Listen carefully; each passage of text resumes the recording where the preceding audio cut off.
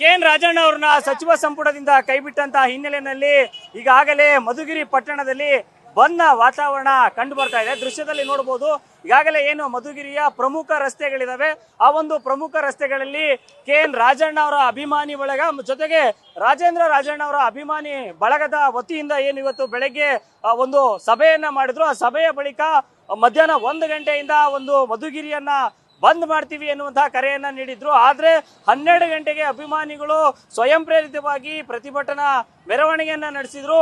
ಮಧುಗಿರಿಯ ಪ್ರಮುಖ ರಸ್ತೆಗಳೇನಿದೆ, ಆ ಒಂದು ಪ್ರಮುಖ ರಸ್ತೆಗಳಲ್ಲಿ ಈಗಾಗಲೇ ಮೆರವಣಿಗೆ ಮೂಲಕ ಸಾಗಿ ಅಂಗಡಿ ಮುಂಗಟ್ಟುಗಳನ್ನ ಬಂದ್ ಮಾಡುವಂತೆ ಮನವಿಯನ್ನ ಮಾಡಿದ್ರು. ಜೊತೆಗೆ ಕೆಲವೊಂದಷ್ಟು ಅಂಗಡಿ ಮುಂಗಟ್ಟುಗಳು ಸ್ವಯಂ ಪ್ರೇರಿತವಾಗಿ ಬಂದನ್ನ ಮಾಡಿದ್ರೆ, ಮತ್ತೊಂದಷ್ಟು ಏನು ಪ್ರತಿಭಟನಾ ಮೆರವಣಿಗೆ ಹೋಗುತ್ತೆ, ಆ ಒಂದು ಮೆರವಣಿಗೆ ಹೋದಂತಹ ಸಂದರ್ಭದಲ್ಲಿ ಈ ಅಂಗಡಿಗಳನ್ನ ಬಂದ್ ಮಾಡಿರುವಂತದ್ದು. ಈಗಾಗಲೇ ಏನು ಸಚಿವ ಸಂಪುಟದಿಂದ ರಾಜಣ್ಣ ಅವ್ರನ್ನ ಯಾವುದೇ ಕಾರಣಕ್ಕೂ ಕೈ ಬಿಡಬಾರ್ದು, ಸಿದ್ದರಾಮಯ್ಯ ಅವರು ಬೆನ್ನೆಲುಬಾಗಿ ನಿಂತ್ಕೋಬೇಕು. ಯಾಕೆಂದ್ರೆ ಯಾವುದೇ ಸಂದರ್ಭದಲ್ಲಿ ಸಿದ್ದರಾಮಯ್ಯನವರ ಪರವಾಗಿ ಧ್ವನಿ ಎತ್ತಾ ಇದ್ದಂತಹ ಏಕೈಕ ನಾಯಕರಾಗಿ ಏನು ಕೆ.ಎನ್. ರಾಜಣ್ಣ ಅವರಿದ್ರು. ಹಾಗಾಗಿ ಈ ಒಂದು ಮಧುಗಿರಿನಲ್ಲಿ ಈಗಾಗಲೇ ಬಂದ ವಾತಾವರಣ ನಿರ್ಮಾಣವಾಗಿರುವಂತದ್ದು. ಹಾಗಾಗಿ ಬಿಗಿ ಬಂದೋಬಸ್ತ್ಗಾಗಿ KSRP ತುಕಡಿಯನ್ನು ಕೂಡ ನಿಯೋಜನೆಯನ್ನು ಮಾಡಿರುವಂತದ್ದು. ಸ್ಥಳದಲ್ಲೇ ಮಧುಗಿರಿ ಡಿವೈಎಸ್ಪಿ ಮಂಜುನಾಥ್ ಅವರ ನೇತೃತ್ವದಲ್ಲಿ ಬಿಗಿ ಭದ್ರತೆಯನ್ನು ಕೂಡ ಮಾಡಲಾಗ್ತಾ ಇದೆ. ಯಾರೆಲ್ಲ ಸ್ವಯಂ ಪ್ರೇರಿತವಾಗಿ ಬಂದ್ ಮಾಡ್ತಾರೆ ಅವರಿಗೆ ಸ್ವಯಂ ಪ್ರೇರಿತವಾಗಿ ಬಂದ್ ಮಾಡಲಿಕ್ಕೆ ಅವಕಾಶವನ್ನ ಮಾಡಿಕೊಟ್ಟಿರುವಂತದ್ದು.